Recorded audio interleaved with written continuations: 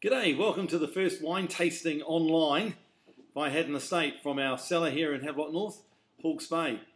We're going to be tasting Tahi-5, which is, those of you know Hatton Estate, Tahi is our top red blend made from grapes grown on the Gimlet gravels.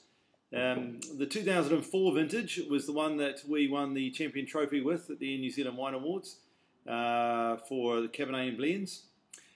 We've been making this wine since 1998.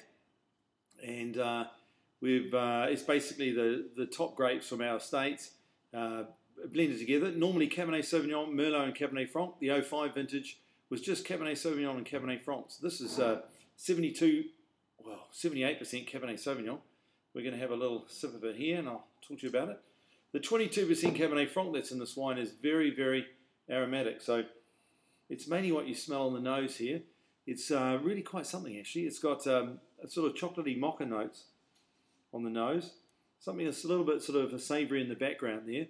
The wine's very, very elegant on the palate. You sort of, on the nose, you really smell slightly brambly.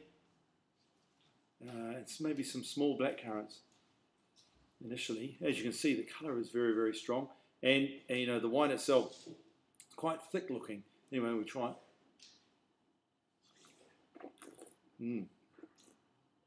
Very, very powerful Cabernet Sauvignon. Very elegant, very ripe flavours.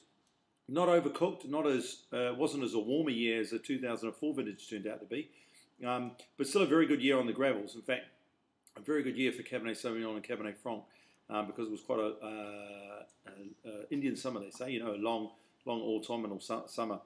We made a very small amount of it, only 2,100 bottles. Gosh, that's not very much, is it?